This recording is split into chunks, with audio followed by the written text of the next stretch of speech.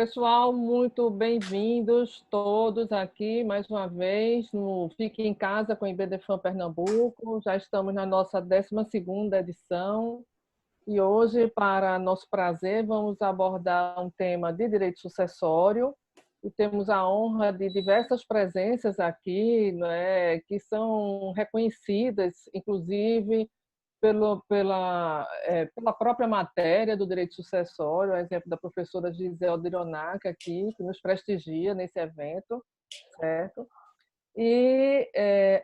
A matéria instigante é sobre planejamento sucessório e seus instrumentos, e também indagando se é possível ampliar a liberdade de testar, com a participação de Daniela Teixeira, que tem um projeto maravilhoso de arquitetura do planejamento sucessório, né, de um livro que agora vai seguir novamente com outras publicações, que é professora de Direito Civil, mestre e doutora também em Direito Civil.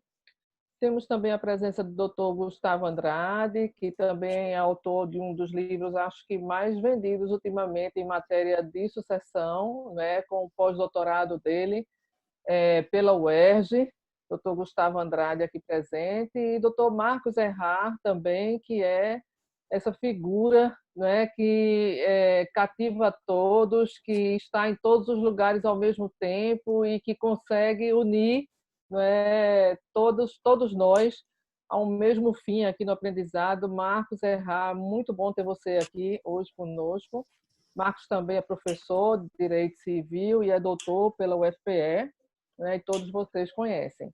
E a dinâmica será a mesma, não é? Ao final eu vou dar alguns avisos, lembrando que na próxima semana, vou começar agora um pouquinho esses avisos, nós vamos estar de recesso, sabe, Gigi, aqui no Nordeste, em Pernambuco, porque nós temos o São João, né? O São João, a nossa festa típica. Você estava conosco o ano passado e aqui o nosso tribunal entra de recesso e o IBDFAN Fica em Casa entrará de recesso também. Vocês todos vão poder respirar uma semana seu IBDFAN Fica em Casa e depois a gente retoma a nossa programação. Esse é um primeiro aviso que eu gostaria de dar para vocês, tá? E explicando um pouco a nossa dinâmica, vamos começar com a professora Daniela Teixeira, fazendo uma exposição de 20 a 30 minutos sobre planejamento sucessório. Depois nós teremos as intervenções de Dr. Gustavo, Dr. Marcos Errar, sobre a temática, ok? Então, podemos começar? Dani? Posso? Estou às ordens. A palavra é sua, amiga. Bem, primeiro eu gostaria de agradecer o convite da Maria Rita, Pernambuco, com esse projeto super interessante que eu tenho acompanhado algumas, né, do Fica em Casa IBDFAN, e dar parabéns por essa iniciativa e que tem sido muito útil para todos nós, essa troca de ideias e opiniões e conhecimento, né? Eu vejo assim o que eu tenho aprendido e essa questão da transmissão, da acessibilidade, eu acho que foi uma das transformações que a pandemia nos trouxe e que esse nova forma de viver que nós vamos aderir, com certeza isso ficou. Bem, o tema para mim, planejamento sucessório, é muito valoroso, foi a base da minha tese de doutorado, né? Que foi planejamento sucessório. Eu comecei no doutorado mudando muito o tema, que eu tinha saído de uma área muito existencial, quis ir para a área mais patrimonial, mas começo a dizer, e a gente estudando e advogando, então eu lembro de uma aula que eu dei aí em Recife com o Marcos Erhardt, querido Marcos Erhardt, queria cumprimentar também o Gustavo, um prazer estar aqui, estou até também com o livro dele, com dedicatória e tudo, o pessoal daí todo de Pernambuco, Luciana, Carla, todos aí que estão, professora Giselda, é um prazer realmente muito grande.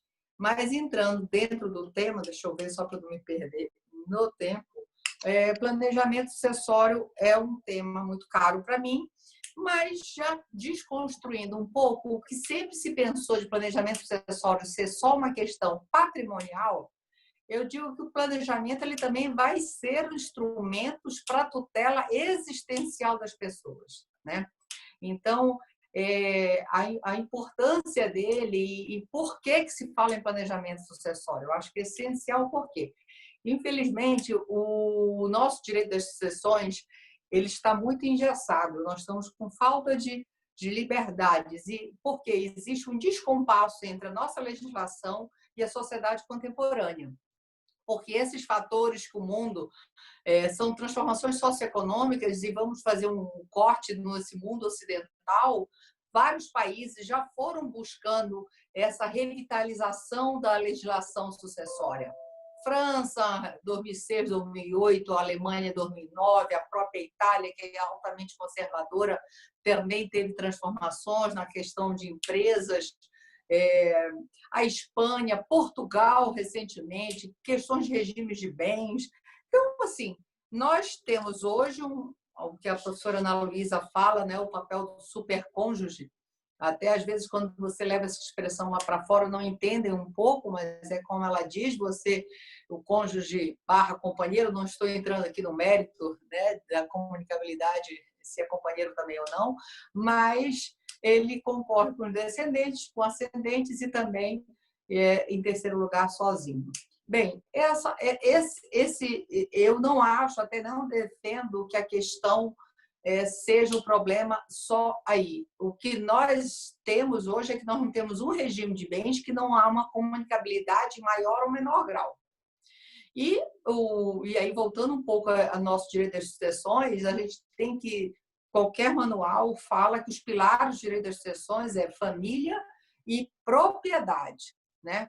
Olha o que esses dois pilares sofreram transformações nos últimos 30, 50 anos, né? Desde a Constituição de 88, com a igualdade entre as várias formas de entidades familiares, igualdade entre os filhos, igualdade entre os cônjuges, transformou essa sociedade. E essa demanda que essa sociedade bate na porta de nós, advogados, operadores do direito, por uma orientação, né?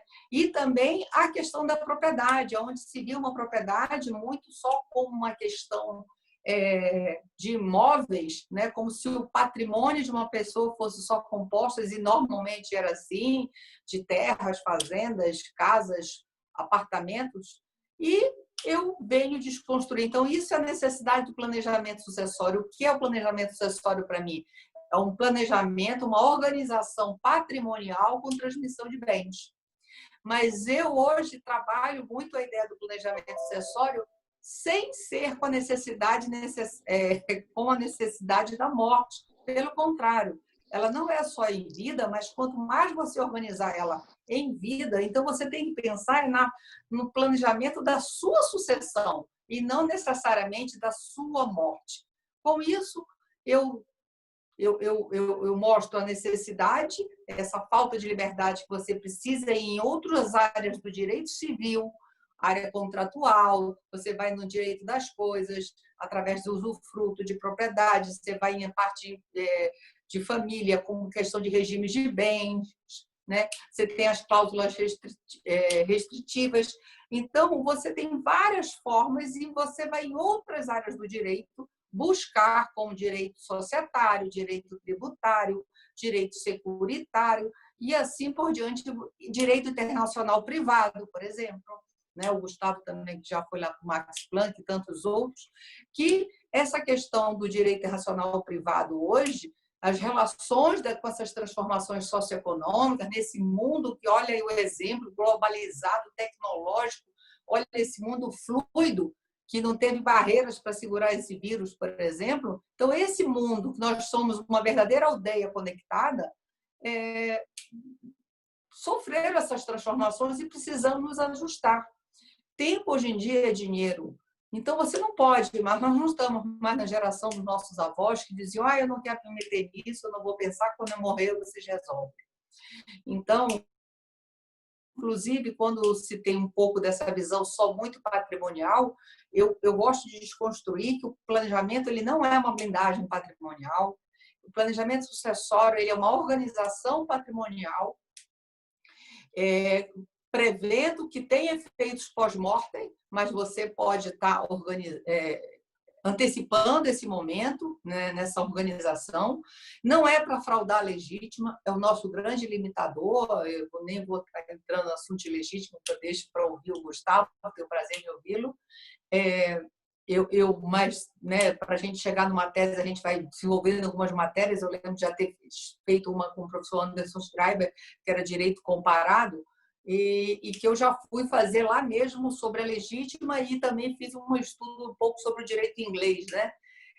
Então, assim, a necessidade do planejamento, eu acho que eu gosto de dizer que não tem essas intenções. E outra coisa, o brasileiro tem muita dificuldade de falar em patrimônio, como se tivesse quase uma culpa, né, de se falar em patrimônio. Eu destaco que isso é dificuldade até quando né, os familiaristas, né, sabem que é dificuldade de se falar de regime de bens num pacto antinupcial antes de casar.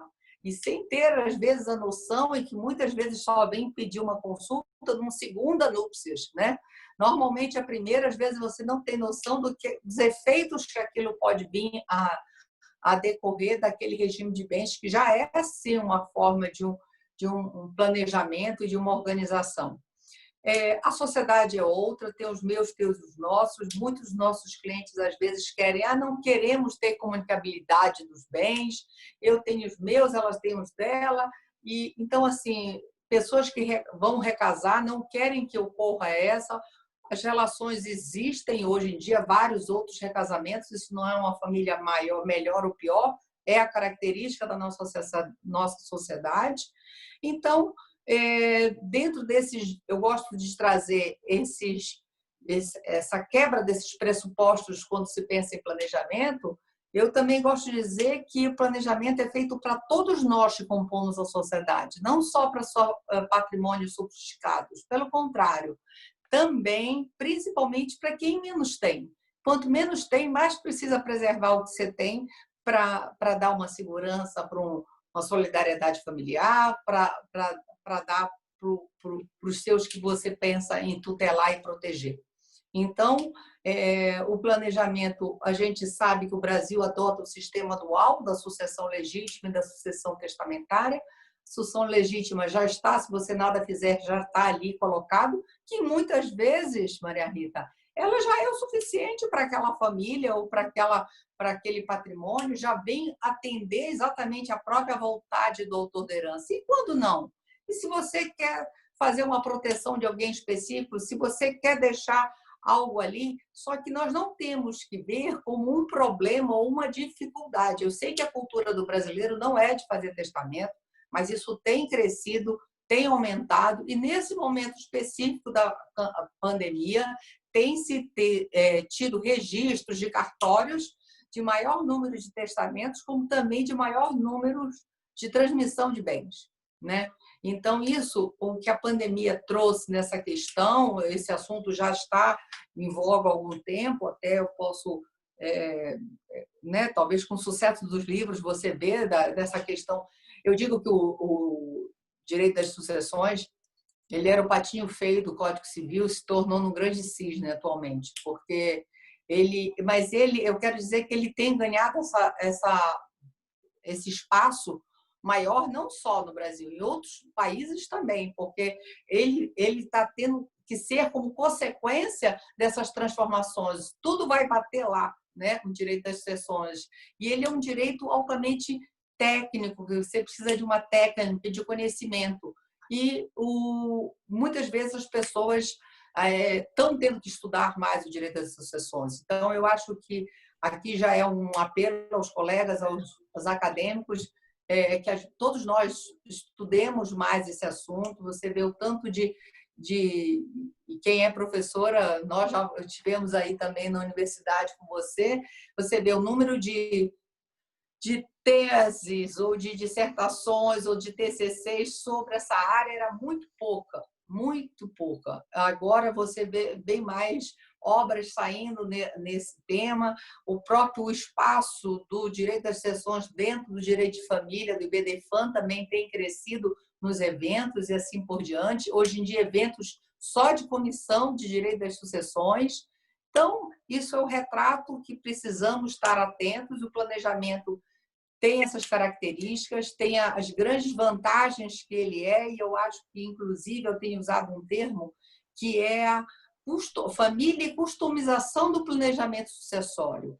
Essa nomenclatura de customização, porque não tem fórmula entre o planejamento sucessório. Cada planejamento vai ser adequado para aquela família. Para ele ser bem sucedido, ele tem que ser efetivo e eficaz no planejamento. Você tem que evitar um judiciário. Então, com todas essas características que a sociedade, o nosso direito, a gente está buscando, e que o planejamento, que às vezes fica esse nome um pouco planejamento sucessório, que eu gosto de trazer para mais próximo de nós, é uma realidade agora com a pandemia. Isso tem se tornado, essa questão do brasileiro não gostar de falar da morte, da finitude, ela entrou com essa pandemia dentro das nossas casas, esse pensar, e se eu adoecer, e se os familiares. Então, essa situação é concreta.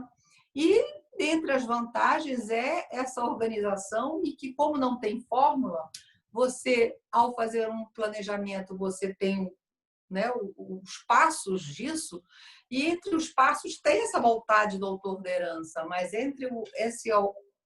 tem a qualificação também dessa pessoa, e aí essas duas características, para mim, hoje em dia, têm uma dimensão diferente.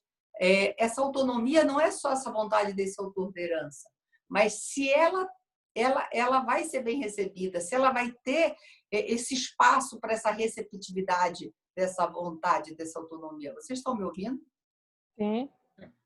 Porque parece que tinha sumido aqui. Então, e como também essa qualificação não é só a situação política dessa pessoa, o estado civil, ou se tem herdeiros necessários, é muito mais detalhada que eu falo dessa análise dessa família. Não só para os herdeiros necessários, mas para os cônjuges e companheiros desses herdeiros necessários, para, às vezes, um sobrinho, um tio, ou um parente ou não parente que trabalha dentro dessa estrutura familiar. E eu não estou falando só de empresas familiares, apesar do grande número de empresas familiares, 85% pelos dados do IBGE, ser de empresas familiares, mas até em estruturas não mesmo da própria questão do patrimônio. Então, com essa análise subjetiva de um planejamento sucessório, você vai atender a uma das questões, que é evitar litígios entre a família e pela própria harmonia dessa família. Então, porque a questão do litígio vai ter uma judicialização e vai ter uma dilapidação patrimonial, né? E também ver o planejamento sucessório como uma alternativa para tutelas de questões existenciais. Então, desconstruir um pouco essa forma que se tem de ver o planejamento sucessório como uma forma pejorativa.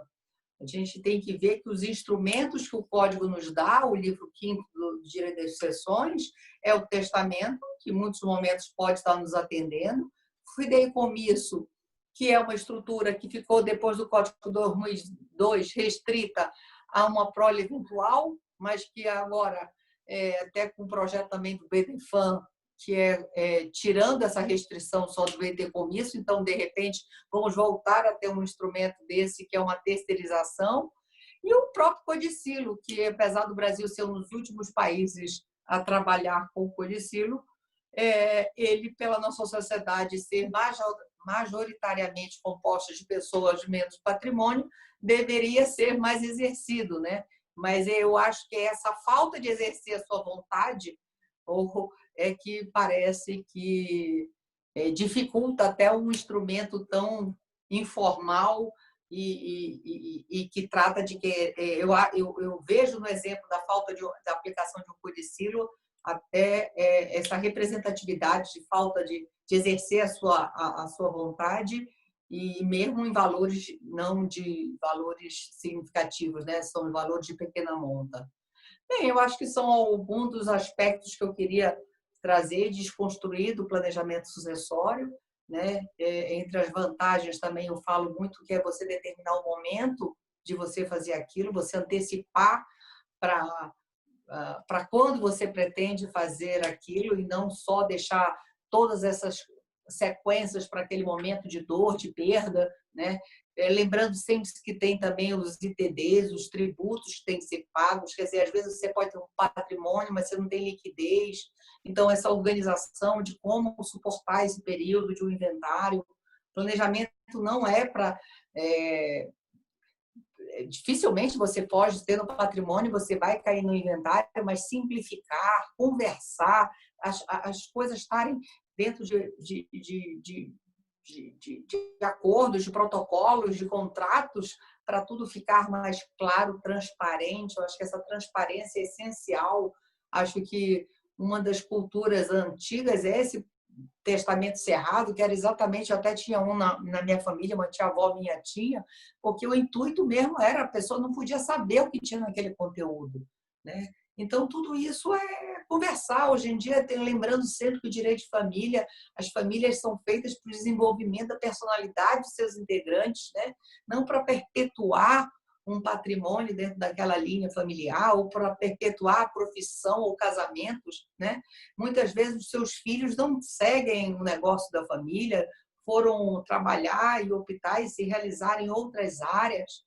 Então, tudo isso tem questões de conflitos, que o Marcos provavelmente vai ficar falando também, não quero entrar na área dele. Isso aqui é só mesmo uma provocação, uma reflexão para vocês, para todos nós pensarmos e vermos. E, lógico, entre positividades tem que estar se ajustando. Agora, ver o planejamento como uma questão de fraude a legítima, pelo contrário, eu acho que tem que ser o limite no meu livro que eu trago, Planejamento Acessório, Pressupostos e Limites, por mais crítica que eu tenha à legítima, é o nosso grande limitador, né, do planejamento. Então, não é só você, já que tem a sua legítima, você pode organizar seu planejamento sabendo, respeitando ela, usando a sucessão testamentária, mas já também sabendo e tendo que cumprir com a legítima.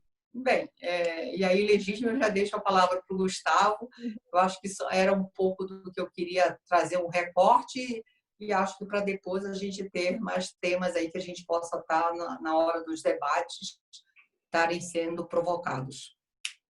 Sim, muito bom, Dani, muito bom. Desmistificando, não é, toda essa questão em torno do direito sucessório, esse enfrentamento da finitude, que é sempre muito difícil, né, para todos nós.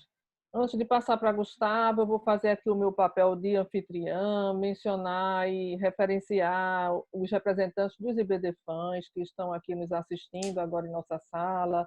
Estamos com o IBDFã de São Paulo, da Paraíba, de Santa Catarina, do Rio Grande do Sul, aqui na nossa sala, já com 46 pessoas presentes, e também referenciar alguns professores que nos prestigiam muito aqui na nossa sala, a professora Gisele Dironaco, o professor Silvio Neres Batista, aqui também da nossa Universidade Católica e que foi da Faculdade Federal de Pernambuco, Romualdo, professor Daniel Bucar, que está aqui presente, professora Fabiola Lobo, professor Glauber Salomão, professora Luciana Brasileiro, enfim, né, são pessoas que vão contribuir muito com esse debate, porque nós temos muitas curiosidades a respeito dos instrumentos de planejamento familiar.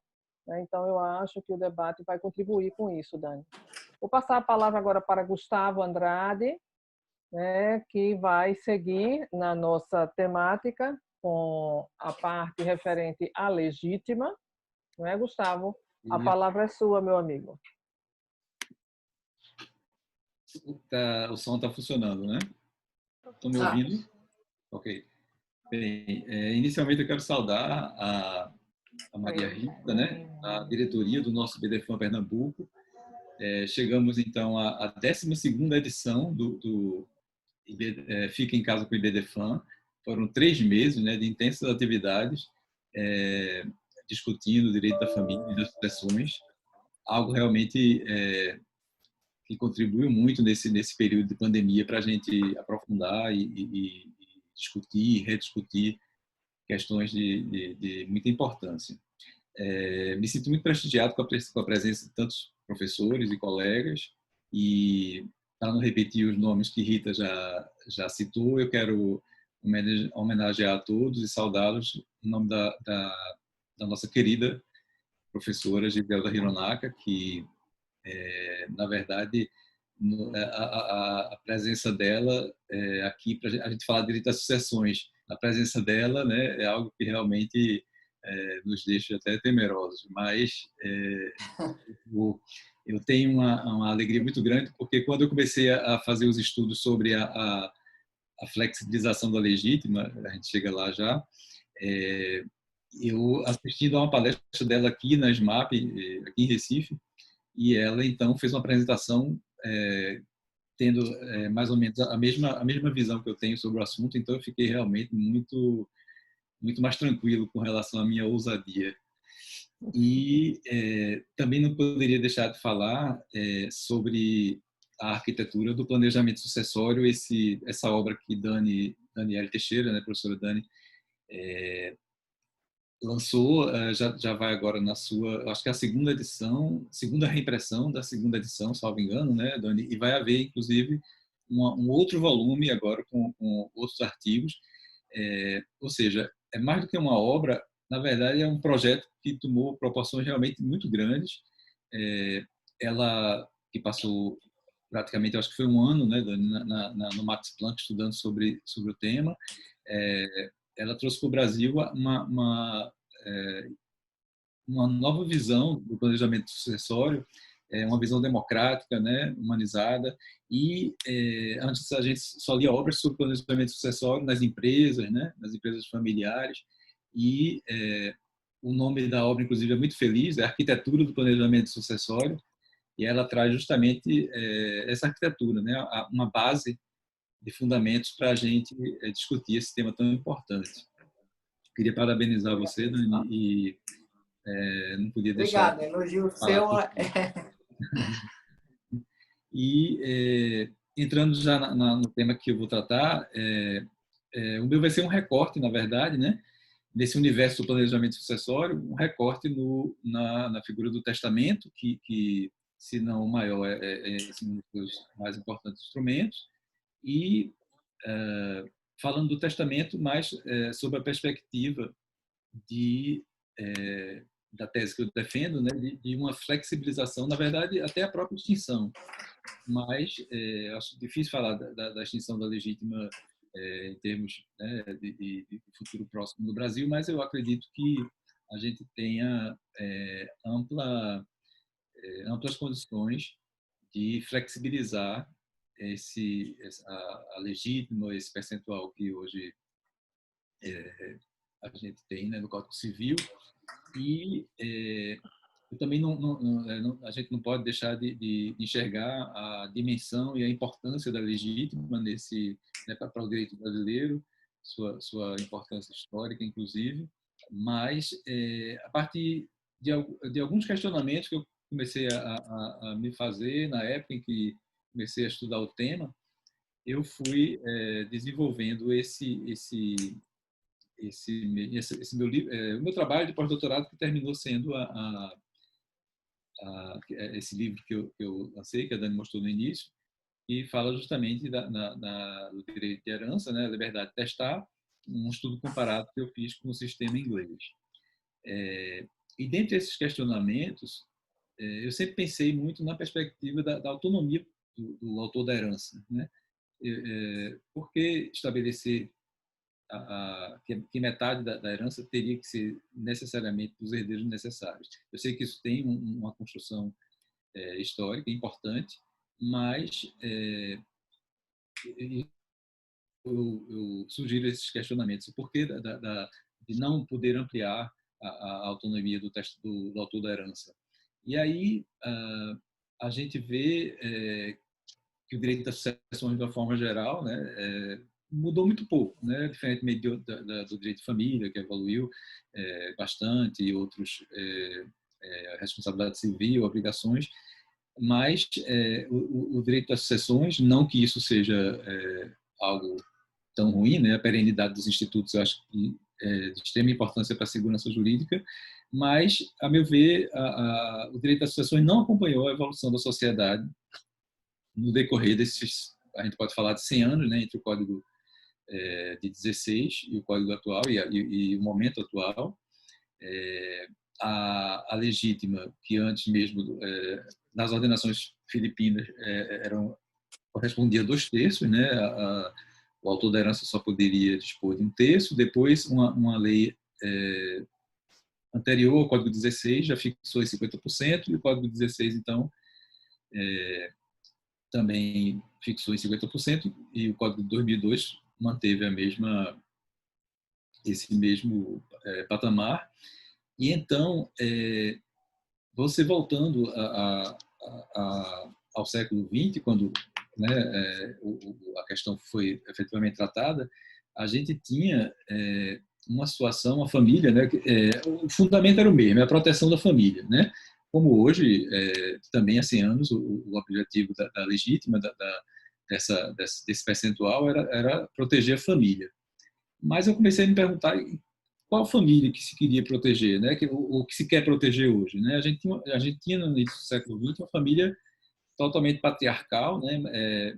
Onde o chefe era o homem, né? O chefe da família era o homem, a mulher tinha um papel exclusivamente doméstico, e os filhos submetiam à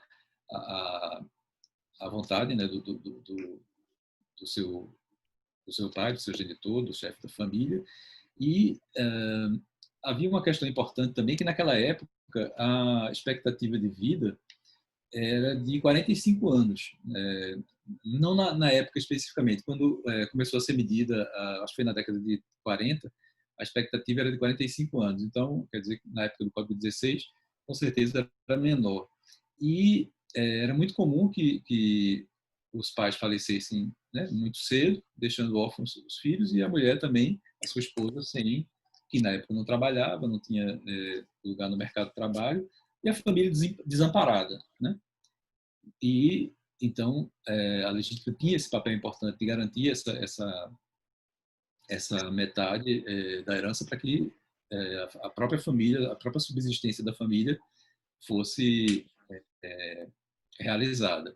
Mas, ao mesmo tempo, a gente vê, e de uma forma geral, que toda a questão patrimonial tratada, seja no direito de família, né, ou no direito das sucessões, dá a impressão de que elas são fortemente marcadas por questões de ordem moral. Como se a liberdade, de alguma maneira, desestruturasse a família.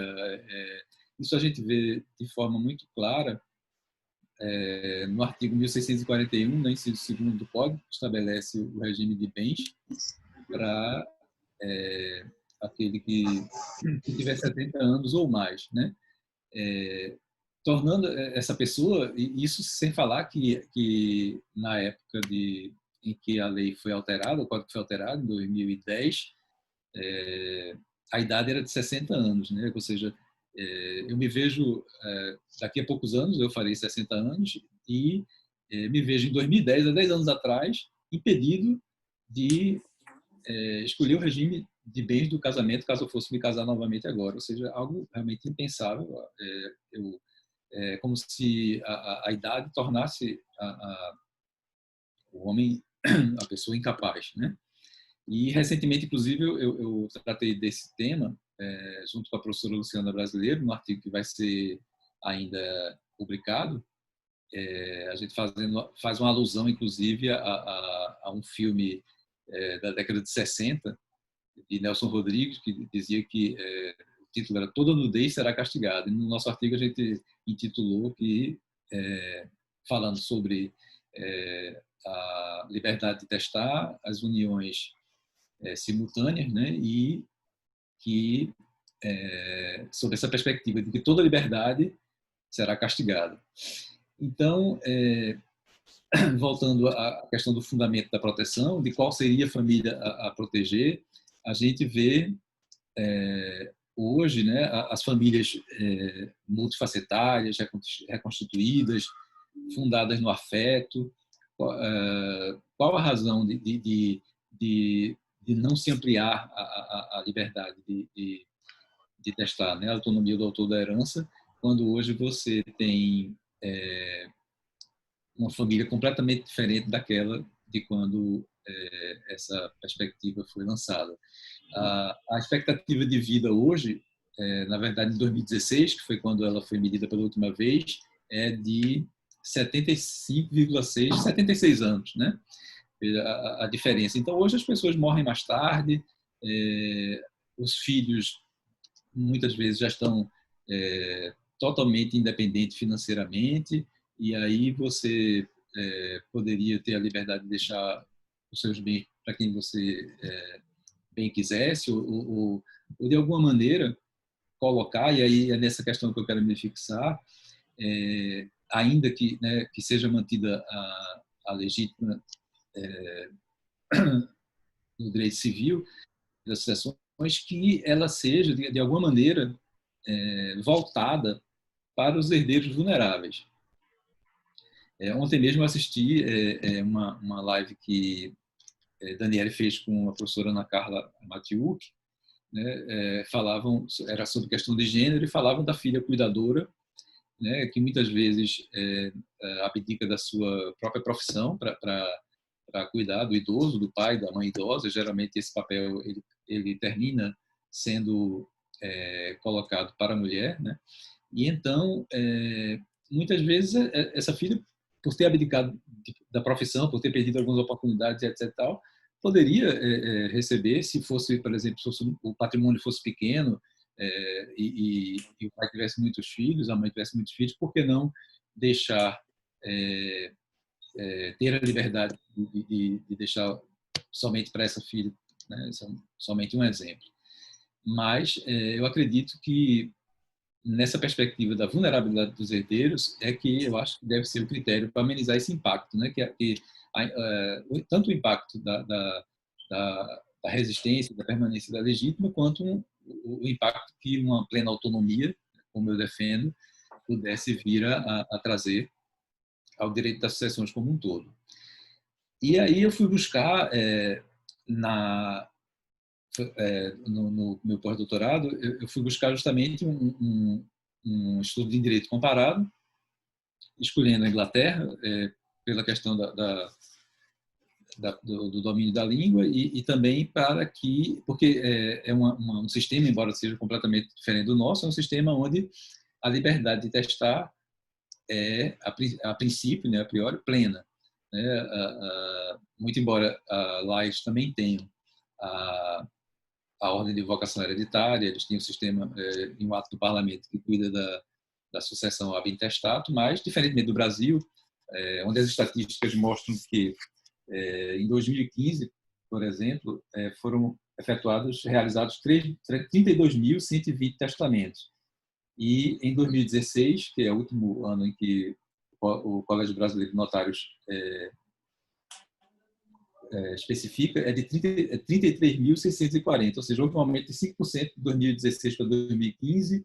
Entre 2011 e 2016, houve um crescimento grande de 42%, mas vocês veem que os números são muito pequenos, né? Ou seja, 32 mil testamentos para um país de 200 milhões de habitantes. Ao contrário, na Inglaterra, a regra é que todos fazem testamento, né? E raras são as exceções, as pessoas que falecem sem deixar testamento. Então, o direito inglês ele criou um sistema que é chamado de judicial discretion, em que, com base na solidariedade familiar, o autor da herança ele pode deixar e testar seus bens para quem bem entender, mas algumas pessoas, que o próprio ato é um ato de 1975, ele chama o Ato de 1975 do Parlamento Inglês. Isso.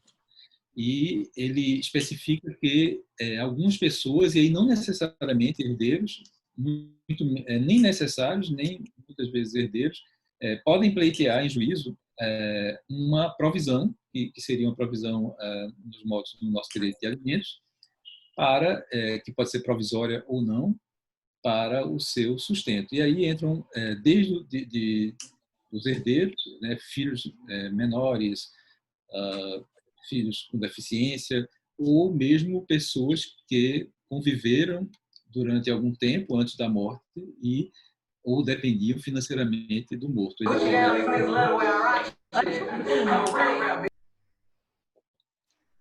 Pronto, teve um probleminha com o som. Então, essas pessoas podem pleitear em juízo a revisão ou a própria anulação do testamento. Eu não vejo esse modelo necessariamente como um modelo que deve ser aplicado no Brasil. Eu só vejo ele como uma base para a gente repensar, né, revisitar, que eu acho que é o papel da academia, os institutos, e aí então verificar situações, basear a questão da revisão da legítima, flexibilização, na solidariedade e a crítica, né, que o sistema inglês recebe logo que você fala como uma possível aplicação do direito brasileiro seria deixar ao Poder Judiciário esse encargo, quando, na verdade, lá as estatísticas demonstram que são pouquíssimos os casos em que há questionamentos. Então, há essa proteção, mas já se sabendo, as pessoas, quando vão deixar os seus testamentos, tendo filhos menores, o cônjuge, ou enfim, ou alguma pessoa faz a divisão da forma que bem entende, né? E não deixa de descurar dessas pessoas. Então, poucos são os questionamentos, mas às vezes acontece. Tem um caso que eu cito até no meu livro, de um abandono familiar, de um abandono materno de uma filha, é um caso interessante, que foi até a Suprema Corte, e eu penso isso, que a gente tem, o direito brasileiro permite, e aí, para finalizar, eu chego no inciso 30 do artigo 5º da Constituição, que garante o direito da herança, muito embora ele não possa ser interpretado, né, isoladamente, o inciso 30 diz que é garantido o direito de herança, mas não especifica que não necessariamente é a herança legítima, né? É garantido o direito de herança. Há aspectos, inclusive, quando eu estava pesquisando, eu verifiquei nos anais da Constituinte, né, essa questão do direito de herança foi muito mais colocada no artigo 5º como uma maneira de proteger a herança do Estado, do que provavelmente essa discussão que a gente tem aqui. Mas está lá, no inciso 30, o artigo permite que, né, o direito de herança é uma garantia constitucional, e a regulamentação está no Código Civil, ou seja, é infraconstitucional. Então, lógico, interpretando o inciso 30 do artigo 5º com outros princípios constitucionais, como a solidariedade familiar, a dignidade da pessoa humana, a função social da propriedade, que é outro aspecto que eu também trato no livro, e a função social da herança, né? A gente tem também, no Brasil, o retrato da herança como são poucas as famílias né, onde, na verdade, os testamentos podem ser feitos, porque a grande maioria das famílias não possuem bens. E, nesse aspecto, você vê sempre uma concentração. Eu vejo muito a legítima como uma forma de concentrar bens nas mãos de poucas famílias. Mas, para finalizar, então, eu trago isso. A minha contribuição seria a flexibilização ou a extinção da própria legítima, o que seria, na minha opinião, plenamente admitido pelo nosso ordenamento. Eu sei que é uma visão muito polêmica, tem inúmeros juristas e professores que são contrários a qualquer flexibilização, mas eu acho que a gente tem que repensar isso. O IBDFAN, já no projeto de lei que foi encaminhado ao Congresso, já traz uma pequena mudança de um percentual para os filhos, né, que sejam deficientes, mas eu acho que a gente deve repensar e trazer algumas importantes reflexões sobre esse tema. É um tema que vem sendo estudado em outros países, já acho que Dani deve ter percebido isso lá no Max Planck. Muitos países discutem a questão da legítima, e o Brasil não poderia ficar fora dessa discussão, ainda mais sendo um país como com tantas desigualdades. Eu encerro aqui então, Rita, para que a gente possa dar andamento com a fala de Marcos e depois a gente pode voltar a tratar do assunto. Então, obrigada, Gustavo. Realmente é um tema muito polêmico. Pode ser que nós tenhamos chegado a alguma maturidade realmente, ao menos para rever esse percentual da legítima, né? Talvez não abolir, mas rever esse percentual. Mas vamos ouvir depois os debates aqui de todos.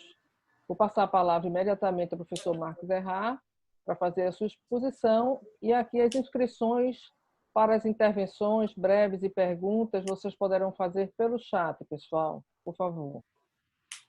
Com você, Marcos. Ok, minha amiga. Deixa eu primeiro agradecer mais uma vez o convite.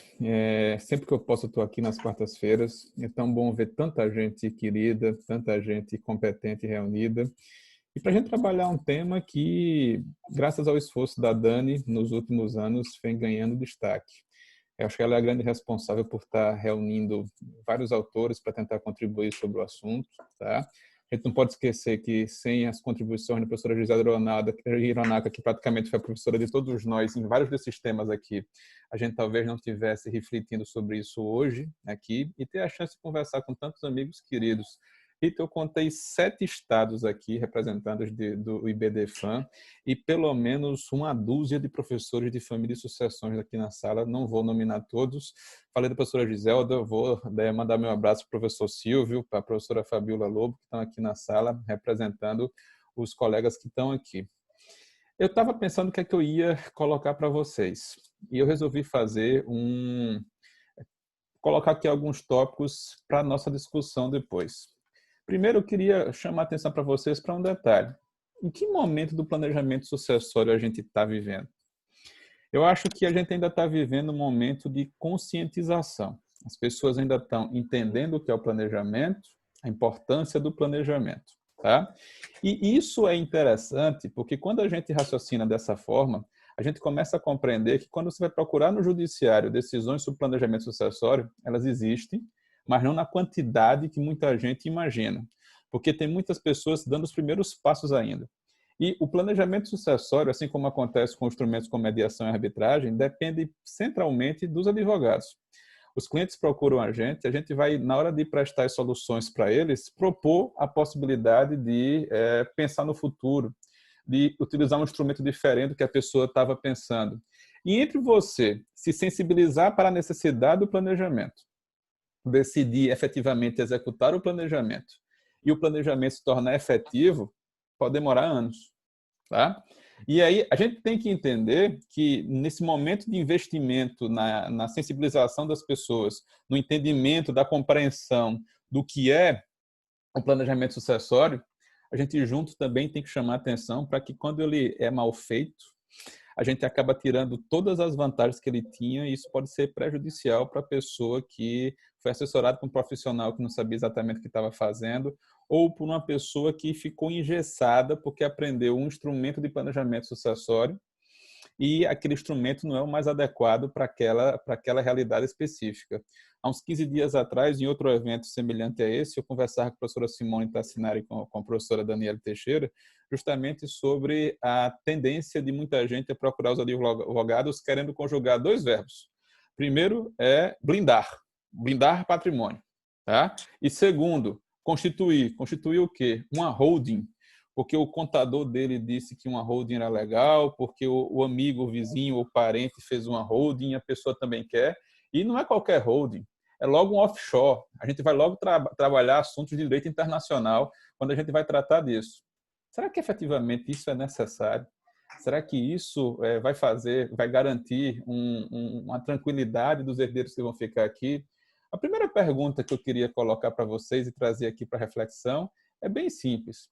O que é que se espera de quem vai fazer o planejamento? Qual é o objetivo dele? Ele é um cidadão que começou um negócio do zero, foi bem sucedido na vida, ele está preocupado com o legado dele, porque, por exemplo, os filhos não seguiram a mesma carreira que ele seguiu e ele não sabe o que vai acontecer com a empresa diferente. Ele é uma pessoa que tem 3, 4 experiências de vida, de relacionamentos, tem filhos de relacionamentos diferentes e tem a plena consciência que os filhos não se dão bem e que isso pode gerar um litígio no futuro, tá? Ele é uma pessoa que, como a maioria dos brasileiros, vive na escassez e não vive na folga. E ele está preocupado com a tributação incidente com o patrimônio, sobre o patrimônio dele quando ele não estiver mais aqui. E muitas vezes as pessoas raciocinam mais ou menos assim: eu tenho 2 filhos, eu tenho 2 imóveis, eu vou deixar um imóvel para cada filho e está tudo bem, porque eles valem mais ou menos a mesma coisa. E aí a gente tem que destruir o sonho e dizer assim: e o senhor tem, ou a senhora tem reserva para pagar a tributação incidente? Porque se não tiver, provavelmente vai precisar se desfazer de um desses imóveis para conseguir regularizar todo o patrimônio e transferir para os seus filhos. E aí tudo que você não queria, que era um condomínio de seus filhos, vai ser a única coisa que vai sobrar. Ou se vende os bens que foram deixados, ou então se estabelece um condomínio, mas que aquele formato que você quer utilizar não funciona. A minha pergunta para os meus amigos aqui, já que eu estou falando para um público super qualificado, vários professores, vários advogados, pessoas que lidam com patrimônio sucessório no dia de hoje, é a seguinte: quais são os inconvenientes de um planejamento mal feito? Eu vou começar com a questão aqui da contratualização exagerada de relações de família e sucessões. Quando eu falo de contratualização exagerada, pessoal, eu estou falando de que muitas pessoas entram no escritório do advogado e olham para os seus parentes como membros da família e saem do escritório tendo sócios. E a discussão não é mais na frente do juiz de família e sucessões, a discussão é na frente de um juiz de competência civil não privativa, que vai tratar de prestação de contas, assembleia entre sócios, de poderes de gerência, e não vai falar mais de alimentos, e não vai falar mais de herdeiros necessários, porque a situação que você tinha diante dos bens, a situação que você tinha em relação aos seus parentes, ao seu pai, à sua mãe, aos seus irmãos, vai mudar completamente. E, pessoal, a gente tem que levar em consideração que o planejamento é algo feito a médio e longo prazo, normalmente. A não ser em situações extremas onde a pessoa precisa morrer com a doença, com um problema mais grave, tenta fazer tomar alguma providência. Se eu estou pensando num planejamento que vai ter efeitos a médio e longo prazo, provavelmente vai acontecer coisas na sua vida que a gente não estava imaginando no momento que foi fazer o planejamento. E eu tenho visto muitos colegas defendendo o planejamento como algo estático. Então, a pessoa contrata o advogado, a pessoa escolhe um modelo, um regime de planejamento, realiza o planejamento, aí o advogado entrega a documentação ao cidadão, o cidadão coloca embaixo do braço, vai embora e pronto. Nos próximos 20, 30 anos, eu não preciso mais me preocupar, porque tudo que eu tinha para resolver, eu já resolvi naquele dia ou naquela época, quando eu fui procurar o advogado. Será que é assim? Num país onde a gente não tem um precedente firme em relação a várias decisões envolvendo sucessões e relações familiares, o professor Gustavo fez referência, a professora Daniela fez referência, por exemplo, à situação e ao status da companheira hoje no direito brasileiro. Eu vou aproveitar que o Daniel Bocat está aqui na sala e vou fazer uma referência à parte tributária. Tá? O que aconteceu com os impostos de transmissão em vários estados no Brasil nos últimos 4 ou 5 anos? Imagina pessoas que fizeram um planejamento lá atrás e fizeram uma planilha de incidência tributária para decidir o que eles iam fazer em relação aos seus bens, quando eles estão deparando agora com a nova situação. E a tendência é que a gente tenha um incremento cada vez maior em relação aos impostos relativos à herança das pessoas, o que provavelmente vai fazer com que se adote medidas de planejamento em vida com maior frequência do que com a utilização de testamento, justamente para tentar buscar um mínimo de segurança em relação à matéria de tributação incidente sobre esses assuntos. Quando a gente vai para o judiciário e a gente procura situações de planejamento, a gente tem que entender que no judiciário chega a patologia, chega o planejamento que não deu certo. E nesse planejamento que não deu certo, pessoal, salta aos olhos 2 aspectos: a utilização indevida de seguros de vida e a utilização indevida de plano de previdência privada. Em geral, com um objetivo muito claro: fraudar legítima, Gustavo. Então, a gente pega pessoas de 80 anos, 85 anos, que repentinamente, de modo eletrônico, não foram nem na agência conversar com o gerente, decidem raspar todas as reservas financeiras que tem no banco, colocar num plano de previdência privado e designar como beneficiário o único herdeiro. Por acaso, o herdeiro que estava mais próximo no momento da celebração daquele contrato com o banco. Eu não estou dizendo que uma pessoa de 80, 85 anos não tenha direito de fazer um plano de previdência, mas provavelmente, se ele chegou nessa idade, ele já está aposentado. E ele está na fase muito mais de curtir o patrimônio que ele amealhou durante a vida do que em disponibilizar o patrimônio dele todo num projeto de previdenciário que tem uma incidência tributária que pode ser complicadíssima para ele, se ele precisar fazer uma retirada do dinheiro por algum motivo no futuro. E a gente tem visto várias situações de evidente fraude à lei, fraude em relação à legítima. Por mais que eu concorde com o Gustavo em relação à necessidade de a gente repensar e flexibilizar a legítima, o fato é que a gente tem um direito posto. E no direito posto, a gente tem critérios objetivos de calcular o valor da legítima. E isso precisa ser levado em consideração durante as providências de realização de um planejamento. Então, eu estou falando de algo que a gente vai plantar agora para ter resultados mais adiante. A gente vai buscar um resultado que faça com que a solução da transferência patrimonial ocorra sem a necessidade de litígio e, de preferência, sem intervenção do Estado juiz. A gente vai tentar propor às pessoas a realização de providências que estão sujeitas a uma revisão constante. E dentro dessas revisões, as dificuldades legislativas e jurisprudenciais têm que ser parte da equação. Eu posso imaginar um cenário de planejamento com minha esposa sendo herdeira necessária diferente de um cenário de planejamento dela não sendo herdeira necessária. Mas eu posso estar casado, mas eu posso, nos próximos 4 anos, me divorciar e viver em união estável. E aquele planejamento que eu fiz pensando na minha esposa já não serve para minha companheira, porque a realidade jurisprudencial brasileira é completamente diferente. Talvez eu tenha que voltar para a prancheta do zero e pensar que o que eu fiz ainda está funcionando. Mas será que dá para reverter? E será que se eu precisar reverter, eu vou ganhar dinheiro ou eu vou perder patrimônio? Não é raro eu receber no escritório pessoas que, irrefletidamente, resolveram colocar tudo que tinham numa pessoa jurídica e a vida prossegue e anos depois acontece um divórcio. E aí, para cindir aquela relação patrimonial, eu vou ter uma despesa que ninguém nem cogitou isso na hora que decidiu transferir o patrimônio transferir o acervo de bens do patrimônio pessoal para o patrimônio de 1, 2, 3 pessoas jurídicas diferentes que vão ser tratadas nesse assunto. A gente precisa ter responsabilidade na utilização desses instrumentos e levar em consideração que a última palavra é sempre do cliente. A gente pode apontar caminhos, a gente pode propor soluções, a gente pode discutir a conveniência ou inconveniência de cada método desse, mas não cabe a gente decidir qual vai ser a forma de planejamento que vai ser adotada por cada pessoa. Afinal, cada um decide o destino dos seus bens de modo livre aqui. A gente está diante de um desafio, porque, em geral, lidar com planejamento é lidar com atividades centralmente interdisciplinar.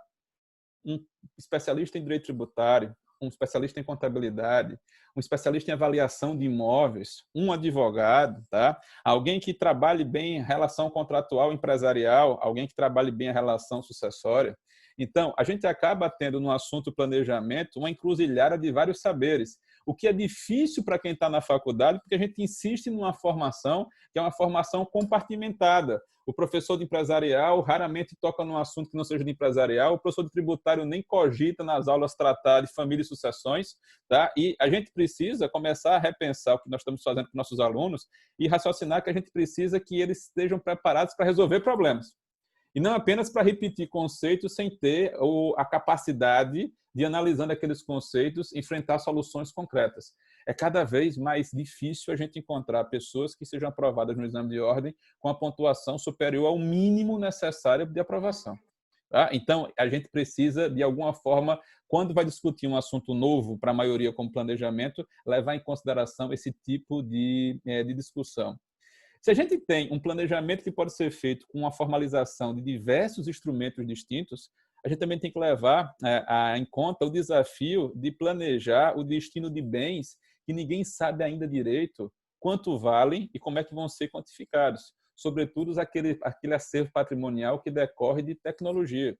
Imagine que alguém tinha a maior conta do Facebook há 10 anos.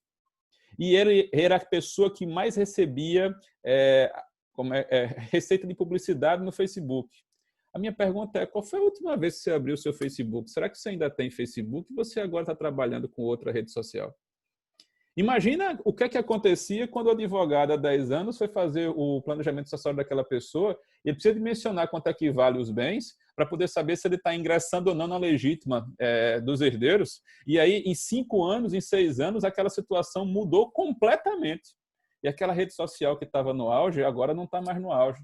Existem outras formas de monetizar no mundo virtual e a gente precisa levar isso em consideração. Além disso, a gente tem que começar a pensar também que nesse momento de pandemia e de distanciamento, várias pessoas ainda enxergam um direito sucessório e um direito de instrumentos tipicamente analógicos. Mas a gente acabou de ter uma cena do CNJ com provimento 100, com a possibilidade da gente fazer um sem número de atos notariais completamente virtuais. E isso, pessoal, vai gerar uma coisa interessante no mercado de advocacia. Eu posso contratar a Daniela no Rio de Janeiro, posso contratar a Maria Rita em Recife, posso contratar a professora Giselda em São Paulo, sem sair da minha mesa para fazer o planejamento. Depois eu simplesmente vou entrar em outro site e vou buscar o notário da minha preferência em qualquer lugar no Brasil e vou preparar os atos que vão ser praticados para o planejamento sucessório. Será que a gente já pensou nas consequências de um provimento que para muita gente, agora é só fazer uma escritura eletrônica e que legal, eu tenho mais uma possibilidade? O impacto disso na nossa atividade é monstruoso, tá? E principalmente porque o que pode acontecer com isso é uma tentativa de massificação, de impessoalização de um instituto que foi feito para ser customizado, como a Daniela falou. O que eu quero dizer com isso? Você ter grandes escritórios, grandes conglomerados que façam um pacote de planejamento com valor para um testamento, com valor para a criação de uma pessoa jurídica e ofereçam isso para as pessoas, tá? E eu não duvido, daqui a alguns anos, a gente ter startups oferecendo o que hoje acontece para ações de danos em juizados, que você basicamente baixa o aplicativo, coloca os dados da viagem e o robozinho da startup monta a petição e dá entrada na ação no juizado para você, sem precisar de advogado, em troca de um percentual do valor da indenização que espera que seja recebido. Tá? Então, a gente está vivendo o planejamento 1.0, um planejamento ainda analógico. E a gente está a caminho, tá, de uma série de desafios para o que a gente espera para os próximos 10 anos. E aí, quando eu falo de desafios, não é só no suporte, não é só na migração do papel para o mundo digital. A questão também é a gente começar a discutir mais seriamente como é que a gente vai lidar com determinações, deliberações existenciais. Se a gente vai para o livro das famílias, a gente começa a ver discussões do que pode ou não pode conter um pacto antinupcial. Que tal uma multa para o caso de infidelidade? Que tal uma compensação financeira para cada ano que a gente ficar casado, tá? Já que você vai abrir mão da sua profissão em nome do nosso relacionamento do casamento? Mas aí a gente discute as diretivas antecipadas de vontade. E a gente que tinha um direito sucessório que basicamente se preocupou durante toda a vigência do Código 16 por questões estritamente patrimoniais, passa agora por uma revitalização dos estudos e em vários pontos o que a gente estuda não tem exatamente a ver com patrimônio. Tem a ver com projeções de decisões dos nossos direitos de personalidade. Mas a gente vai engessar isso e vai tratar com os mesmos instrumentos que a gente tratava o patrimônio? Ou é hora da gente começar a pensar em instrumentos diferentes para lidar com essas situações que são novas e que a gente tenha um pouquinho mais de flexibilidade em relação a isso? Vejam as conveniências e inconveniências de você pegar um testamento, por exemplo, e dentro do seu testamento você colocar diretivas antecipadas de vontade. Será que vale a pena fazer um documento só? Será que é melhor fazer 2 documentos separados? Tá? Porque eu posso revogar disposições patrimoniais, ou as disposições patrimoniais podem caducar ao longo do tempo, antes da abertura da sucessão, e as disposições existenciais, não. E aí já imaginou a confusão de eu ter um testamento que trata de questões existenciais e patrimoniais e 2 anos depois eu revogar o testamento e na revogação eu faço um novo testamento só patrimonial. E como é que vai ficar a prova e como é que vai ficar a discussão em relação às questões existenciais? Então, a gente tem, acho que uma agenda no direito das sucessões, uma agenda para lidar com o planejamento sucessório enorme. A gente tem muita possibilidade para explorar e que bom, muita gente interessada em explorar essas possibilidades. Eu não queria esgotar o assunto, eu ainda pensei em tratar aqui, Maria Rita, sobre dar um exemplo em relação à eterna confusão sobre o direito à colação. A gente tem a legislação processual dizendo uma coisa, a gente tem a legislação material falando outra, a gente tem provimentos do CNJ tratando do CJF tratando do assunto, mas eu acho que a proposta do Fica em Casa é que a gente possa provocar os colegas que estão na sala para que a gente possa debater e discutir. Então, eu vou parar por aqui, minha amiga, e vou te devolver a palavra para o prosseguimento da nossa conversa, tá bom? Muito bom, Marcos. Eu te amo muito, mas eu fico sempre tão aperreada quando eu ouço você falar, porque eu fico imaginando todo esse turbilhão, né, de coisas para me acostumar. Me sinto já num mundo que não é esse. Meu Deus do céu, eu tenho que correr atrás de muita coisa, né, para isso. Teve aqui uma inscrição de Maria Cristina, que é a diretora do IBDFAN da Paraíba, né, para fazer uma intervenção, Cristina. Mas é claro que nós gostaríamos de ouvir também outros professores de Direito de Sucessões que estão aqui na sala. Ter o prazer de ouvir a professora Giselda antes dela sair, porque ela vai ter que se retirar também. Professor Daniel Bucar também, professor Silvio Neves, que estão aqui presentes. Então, fiquem inteiramente à vontade com relação à ordem que vocês queiram se pronunciar. Cristina, você quer fazer a sua intervenção logo? Eu acho que devíamos... Está ouvindo aí todo mundo? Sim. Primeiro dizer que é um prazer novamente estar aqui, né, virtualmente em Pernambuco, e os encontros do IBDFAN-PS sempre são muito bacanas.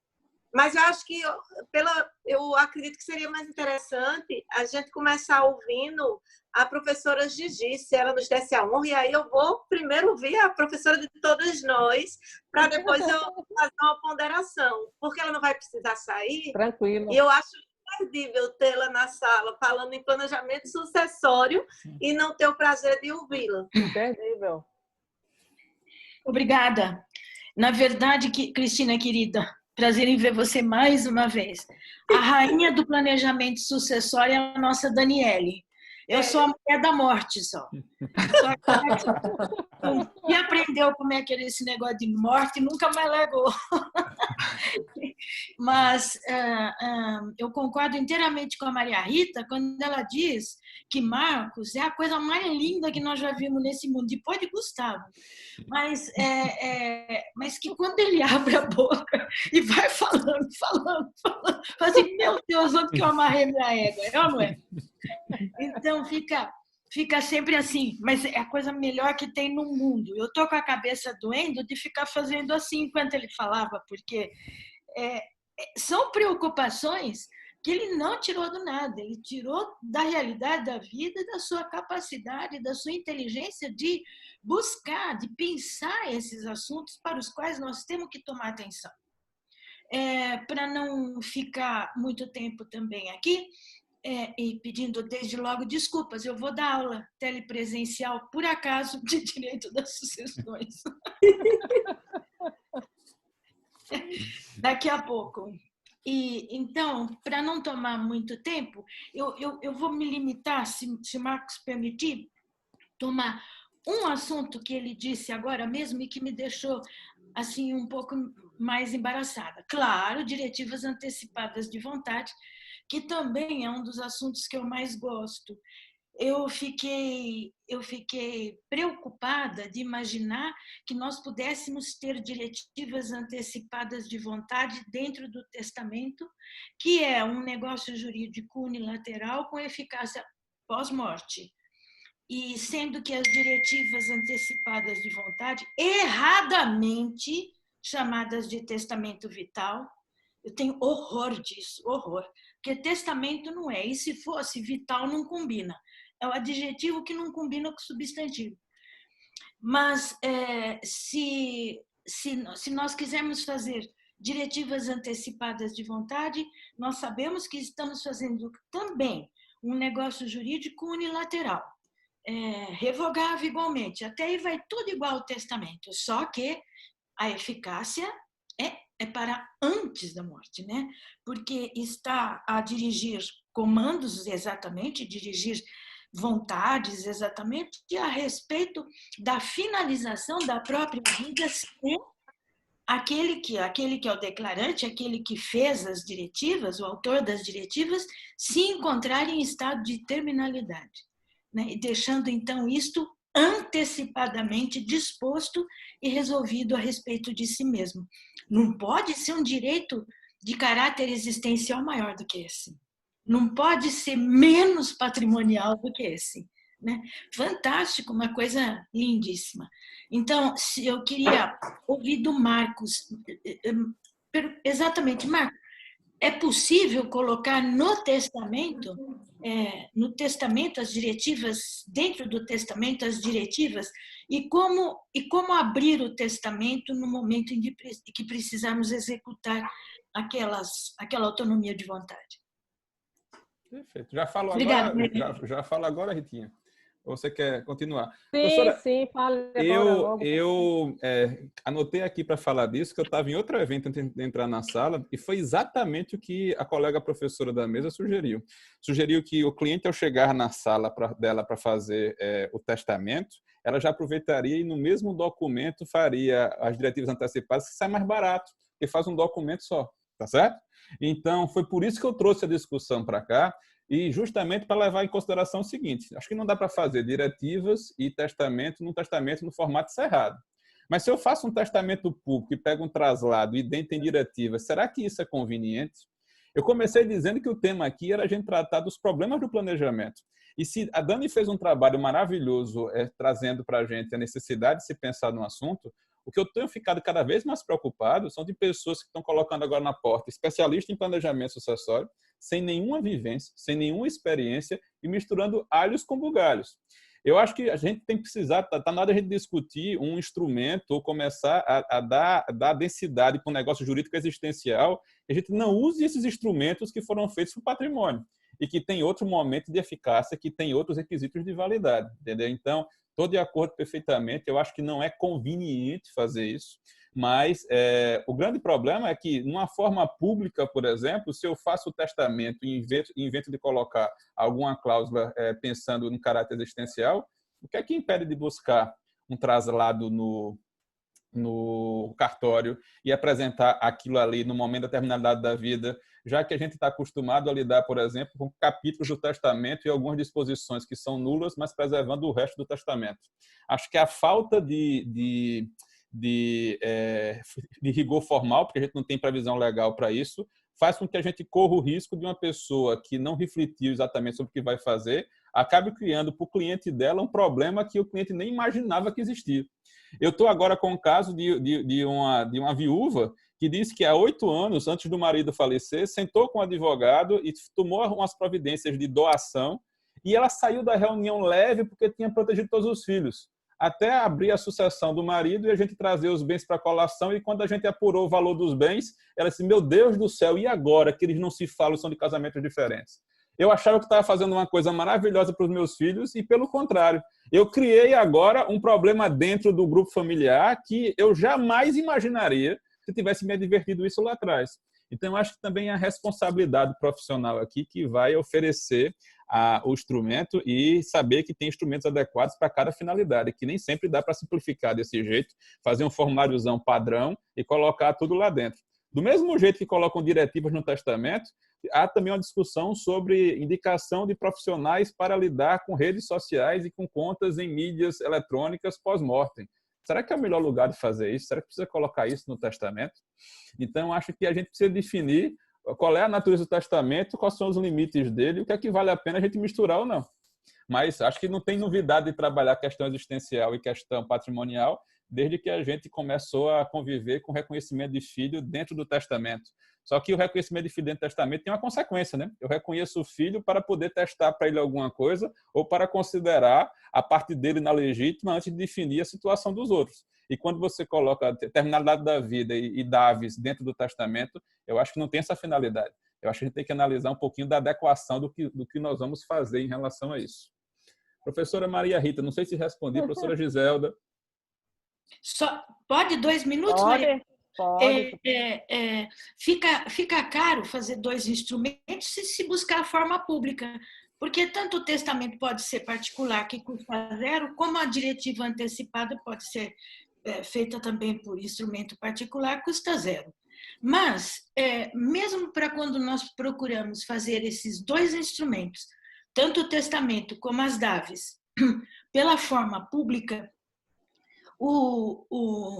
a central que registra a existência desses documentos tem espaço diferenciado para testamento e espaço diferenciado para, que chama-se SENSEC, se eu não me engano, espaço diferenciado para as diretivas antecipadas, né? E é claro que eu penso que a maioria das pessoas prefere mesmo fazer sobre a forma pública para não correr aqueles riscos que todos nós sabemos muito bem quais são os riscos dos negócios jurídicos feitos pela via de instrumento particular. Obrigada, Maria Rita. Por nada, Gisele. Prazer sempre ouvi-la. Obrigada. Aqui da inscrição, nós temos Cristina. São 18h21, a anfitriã sempre chata, né, com o tempo, mas para que todos também não se cansem. Mas, Cristina, faça a sua intervenção. Eu pediria que você direcionasse, eu não sei se vocês gostariam de perguntar a Marcos diretamente, ou algum assunto de Gustavo, ou mesmo o Dani, que tratou sobre essa parte inicial do planejamento, essa apresentação. Cristina? Pronto. Maria Rita, como eu estou lhe vendo aqui, se eu estiver falando demais, pode levantar a mãozinha que eu calo, tá certo? Sim. Mas eu vou ser bem rápida. Primeiro, dizer que nesse tópico das diretivas, eu já tinha até feito um estudo sobre isso, eu também tenho um grande desconforto em pensar diretivas sendo tratadas em sede de testamento. Ainda que a gente tenha essa situação que Marcos bem ponderou, que se fosse na versão pública, poderia ser de conhecimento de todo mundo antes do falecimento. Mas, mesmo assim, eu acho que cada instrumento tem a sua forma própria. E uma coisa que eu queria ponderar aqui era duas perspectivas, falando tanto como professora de famílias e sucessões, quanto também advogada. Eu percebo que a gente, como professora, a gente tem uma grande responsabilidade com essa nova geração de profissionais que a gente, de alguma forma, está ajudando a formar, no sentido de demonstrar que não tem como você gostar, por exemplo, de família ou querer trabalhar em família e sucessões e fazer meio um corte de relações com outras partes do direito civil.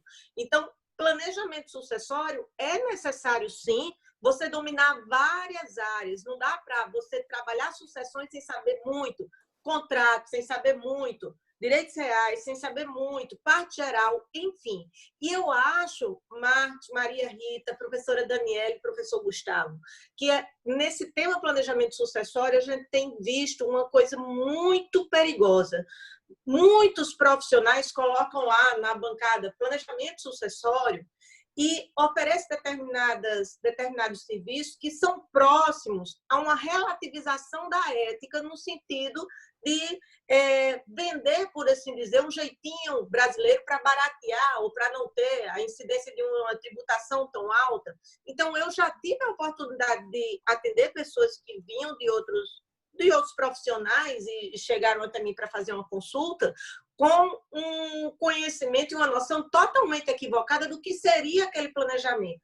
E como o Marcos disse, tem pessoas que põem na cabeça que o melhor é fazer uma holding familiar sem atentar para determinadas circunstâncias que serão advindas da formação daquela holding e que, efetivamente, se um profissional não tem um conhecimento e não diz isso, você compra gato por lebre. Isso é muito perigoso. Eu, sem dúvida, como falou a professora Giselda, que antes eu passei logo e pedi para que ela falasse, porque, para mim, ela realmente é uma referência em sucessões, ainda que seja mais a morte, como diz ela, e as DAVs, mas o planejamento sucessório, eu acho que a professora Daniele tem feito um trabalho maravilhoso no sentido de aclarar o que é, porque muitas pessoas o veem como sendo uma forma de burlar.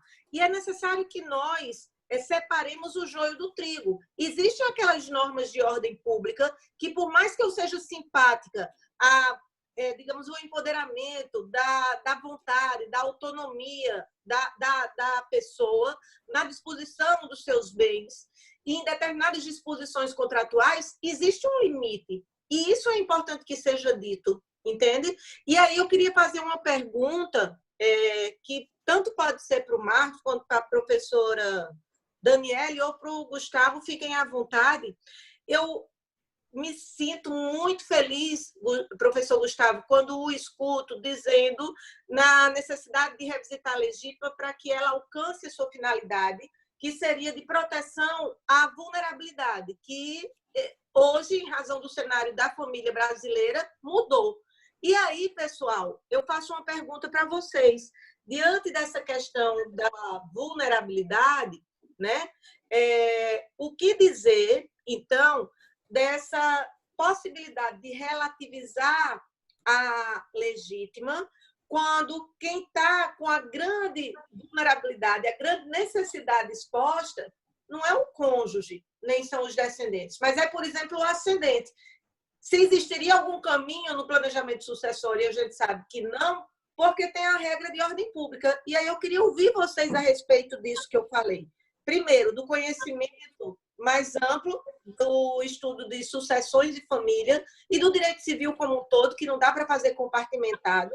E segundo, eu queria os ouvir se vocês compartilham desse desconforto que eu tenho, que muitas vezes o planejamento sucessório é vendido como uma forma do jeitinho brasileiro, de você dar um jeitinho para pagar menos ou então para burlar regras de ordem pública. E com isso eu me despeço e digo que sempre, Maria Rita, é um prazer estar aqui com vocês. Obrigada, Cristina. Eu acho que vamos deixar as respostas para depois, vamos ouvir todas as intervenções logo, e aí vocês que foram expositores, por favor, anotem os principais problemas. Professor Daniel, a palavra é sua. Professora Maria Rita, parabéns pelo evento.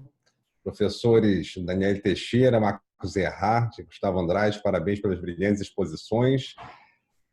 Daniel Teixeira tem esse papel precursor de trazer planejamento. O professor Gustavo Andrade, um amigo em comum, disse que você era a elegância da Procuradoria do município de Recife, você é a elegância daqui do direito sucessório, expõe de uma maneira extremamente segura e muito bem didática. E Marcos Erhardt, qualquer orientando, se tiver algum problema, dúvida sobre a tese, está boa, não pergunta ao Marcos, que vai problematizar tudo, vai quebrar tudo. Realmente é ótimo te ouvir sempre, Marcos. Bom, como o Marcos falou, eu tenho estudado muito a tributação, de um tempo para cá, a tributação da herança, né? A tributação no fenômeno sucessório. Tenho assim, ficado encantado com esse sistema estadual, que de alguma maneira traz uma função, um valor sobre os bens que estão sendo transmitidos, né? Alguns um pouco, assim, uma certa isenção muito benéfica. Acho que até o Estado de Pernambuco é um que me chamou a atenção, que os servidores públicos do Estado gozam de algumas isenções específicas sobre o ITD. Alguns estados buscam, também Pernambuco como buscou, fazer uma progressividade em razão do parentesco, mas que o professor Fachin derrubou no STF, mas ainda se mantém na Bahia, em Santa Catarina, nesse sentido da legítima e de prestigiar a vulnerabilidade. Se uma tributação justamente diferenciada para essas pessoas vulneráveis, juntamente com uma possível quebra da legítima, prestigiando mesmo até como se fosse um incentivo do Estado por meio de tributos para atender essas vulnerabilidades, não seria uma política também válida a associar às suas ideias? Professor Daniel, o senhor dirigiu a sua pergunta a Gustavo, mas no momento em que a internet dele caiu e ele está entrando novamente. Mas eu volto a palavra para o senhor refazer isso, né, sobre essa tributação diferenciada aí, diante da colocação de Gustavo. Gustavo? Vou ativar o vídeo, pois não. Pois não. Pronto, professor. Pode repetir a sua pergunta. Melhor repetir agora. Tá, Gustavo, Pois não. O que eu dizia era se uma política estatal, por meio da tributação, para prestigiar uma menor taxação dos bens deixados para vulneráveis, não seria também uma forma de auxiliar e até ajudar até na quebra, talvez até na legítima mesmo, conforme sua tese pós-doutoramento? Uhum. Certo. Muito boa pergunta. Eu acho que sim. Gustavo, a gente vai fazer primeiro todas as intervenções e aí depois vocês respondem, fica melhor a gente. Tá bem, eu quero pedir desculpas a todos porque eu não pude ouvir e nem o término da pergunta de Cristina, porque a internet ficou instável e eu tive que sair. Certo. Caio, está presente? Aqui, estão me ouvindo? Caio, sim. Boa noite a todas, todas. Parabenizar a professora pela organização do evento, professora Daniele, professor Gustavo, professor Marcos, pelas exposições. O tema da legítima é um tema muito caro para mim. Eu defendi recentemente a dissertação lá na UERJ sobre a legítima, né? E queria dirigir uma pergunta para o professor Gustavo e outra pergunta para o professor Marcos. Professor Gustavo, eu queria saber o seguinte: como ele vê a questão da vulnerabilidade, né, de considerar os herdeiros necessários a partir da vulnerabilidade? Se é só vulnerabilidade material, necessidade de patrimônio, ou se a gente teria uma solidariedade existencial exigível na família, segundo a nossa Constituição. Então, igualdade entre os filhos, a completa exclusão da sucessão, né? E saber um pouco dele. Li o livro, muito bom, muito legal a pesquisa mesmo, saber um pouco dele sobre a questão dos alimentos pós-mortem lá na Inglaterra, como a gente faria isso aqui no Brasil. Se destinaria uma cota, como a gente faz hoje, ou efetivamente entraria lá na necessidade e possibilidade a partir do patrimônio deixado. Essas duas perguntas. Professor Marcos, eu queria saber o seguinte, que é um outro tema que eu enfrentei lá, foi muito debatido na minha defesa, que é a questão do seguro de vida e previdência privada. Quais são os parâmetros para a gente entender se houve fraude legítima ou simplesmente a pessoa buscou constituir aquilo e aquilo é uma transmissão paralela, efetivamente, à sucessão? Muito obrigado. Obrigada, professor Caio. Professor Glauber Salomão.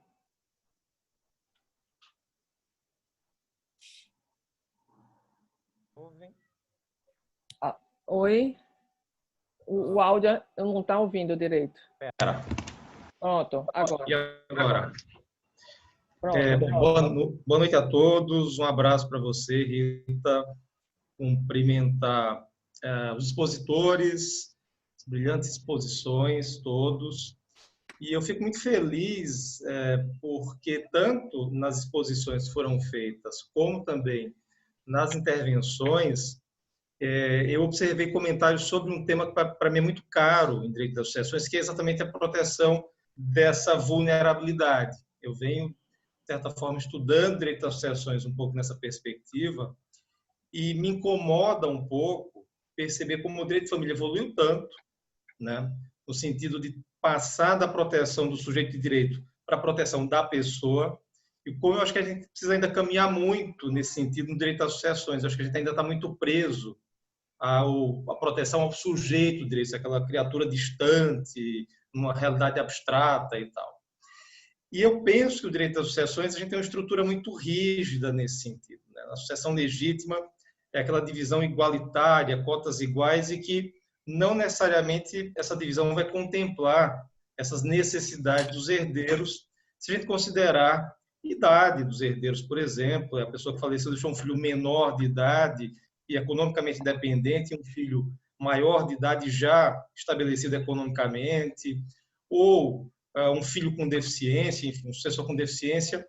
Me parece que o direito das sucessões, nesse momento, ele não responde de forma satisfatória a essas questões. E aí, eu olhando para frente, eu espero que haja mudanças legislativas nesse sentido. Não para se abandonar, obviamente, a estrutura que a gente tem hoje, mas para que haja adequações.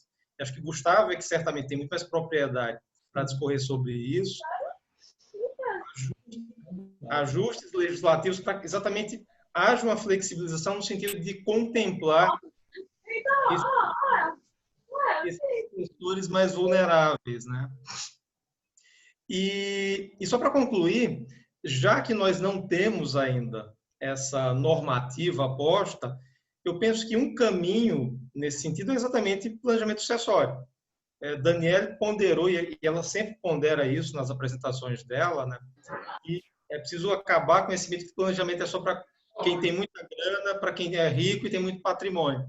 o que de fato não é o caso. Então, dentre as várias vantagens de um bom planejamento, parece que um deles, mesmo para quem tem pouca grana, pouco patrimônio, eu acho que personalizar essa divisão do patrimônio, exatamente para direcionar talvez mais patrimônio para aqueles sucessores que tenham uma necessidade maior.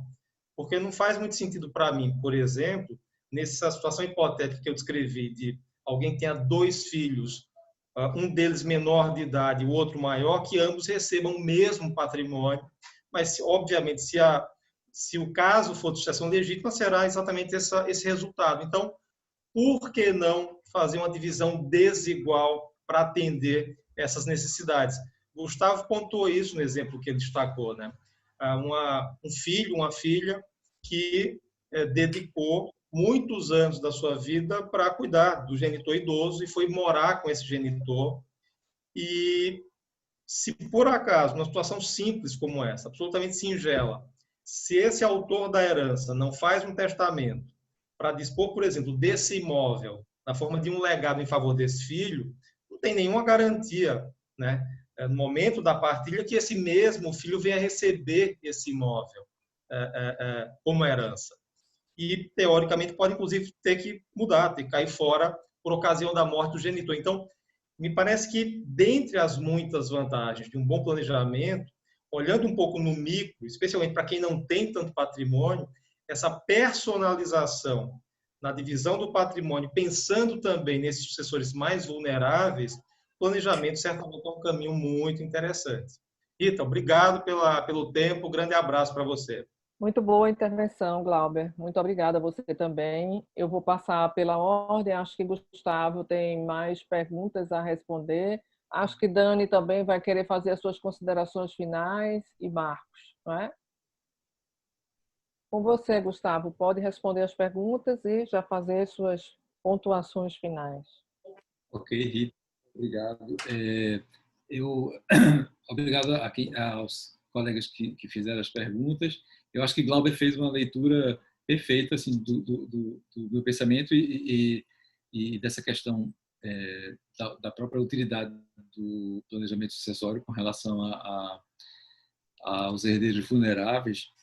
E, respondendo especificamente às perguntas, Caio, inclusive depois, eu não sei se você vai tem pretensão de publicar, mas eu teria interesse também de ver seu trabalho lá da UERJ. E com relação à solidariedade familiar como elemento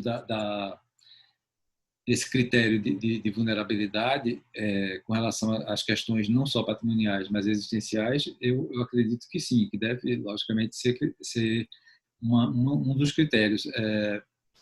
E a gente precisaria pensar em de que forma isso poderia ser efetivado, né, concretizado. Mas não acredito que a gente possa resolver exclusivamente o problema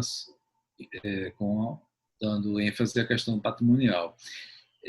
Os alimentos lá, essa provisão na Inglaterra, eles chamam de provisão, mas eu fiz a associação, né, como se fosse algo semelhante aos nossos alimentos, mas na verdade lá eles fazem, são geralmente, eles utilizam inclusive uma própria pensão mesmo em dinheiro, pode ser provisória, baseado no patrimônio, né, com investimento em fundos de pensão e etc., ou também vendendo com a venda de bens do patrimônio.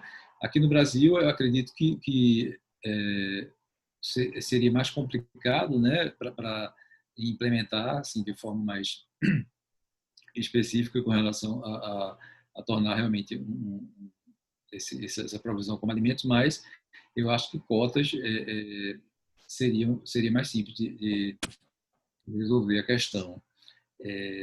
E Daniel, com relação à tributação como uma forma de também interferir na questão do impacto, né, no percentual da legítima, eu acredito que é uma forma, eu acho que toda forma de você tentar, de alguma maneira, mexer nesse nessa realidade é válida. E eu acredito que nessa perspectiva a gente tem muito pouco, né? Muita pouca perspectiva mesmo de mudança. Então, eu acredito que o planejamento sucessório, nessa forma que o Glauber colocou também, pode também ser uma forma de minimizar isso. Eu quero agradecer, Rita, a participação e parabenizar mais uma vez a nossa diretoria por essa felicidade de ter conseguido manter o nosso IBDFAN em casa, né, por 3 meses seguidos, sem nenhuma interrupção.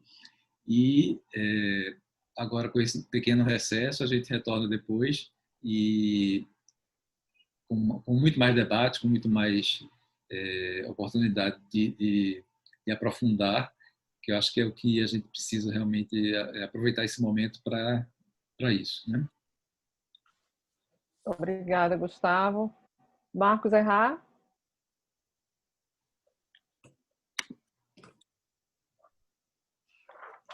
Marcos? Oi, Rita. Estava aceitando o microfone aqui. A internet estava oscilando. Estão me ouvindo?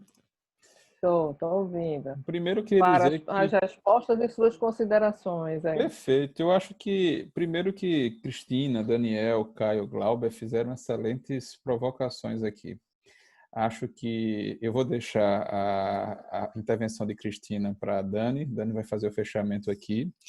Em relação ao Daniel, eu acho que a gente só está engatinhando, Daniel, em relação à tributação. A gente não gosta de trabalhar com matemática, a gente não gosta de trabalhar com tributos. Isso é cada vez mais necessário para a gente está lidando com escassez, a gente vai viver uma crise agora e qualquer escolha de planejamento vai ter que ser levada em consideração várias dimensões, inclusive o impacto imediato nas finanças de quem está fazendo o planejamento. Isso é essencial. Tá? Em relação à provocação do Caio, o que é que eu posso dizer, Caio? A gente é partir do pressuposto de presumir a boa-fé das pessoas. Se o seguro foi feito, porque a pessoa queria fazer o seguro é legítimo. Se a pessoa queria fazer a previdência, ela está livre para fazer a previdência. E aí vai competir aquele que se sentir prejudicado de levar o assunto para o magistrado e fazer uma análise do caso concreto. A gente tem visto muito desvios, muito abuso do direito em relação à utilização desses instrumentos. Mas o que é que acontece? Eu não consigo definir o abuso em abstrato. Eu preciso analisar a situação específica e entender o contexto daquelas circunstâncias. Eu não quero demonizar, eu acho que são institutos que são essenciais para a gente fazer o planejamento.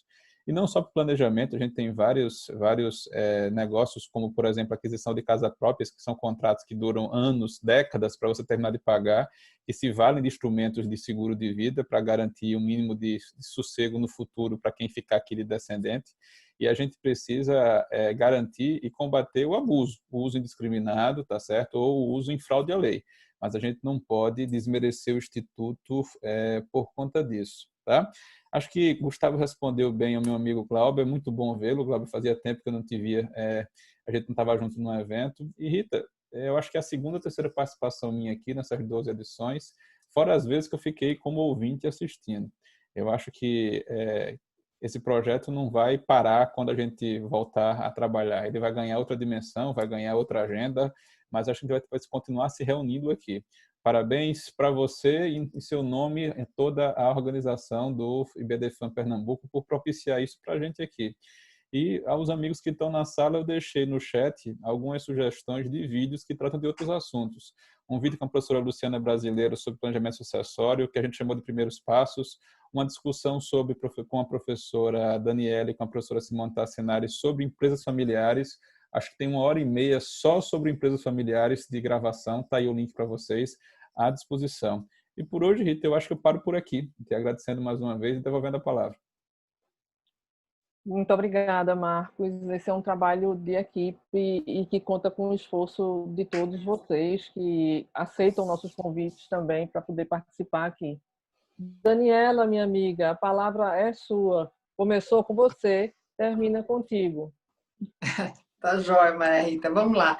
De falar alguns só os pontos rapidamente aí. Respondendo a Cristina, Realmente, o planejamento sucessório tem essa característica interdisciplinar, sim, e se você, o advogado, lógico, tem que ter essa consciência de ética, de saber até onde tem o seu conhecimento ou não, mas se não, de fazer parcerias com escritórios de outras áreas, um de civil, o outro de societário, mas fazer aquela análise conjuntamente.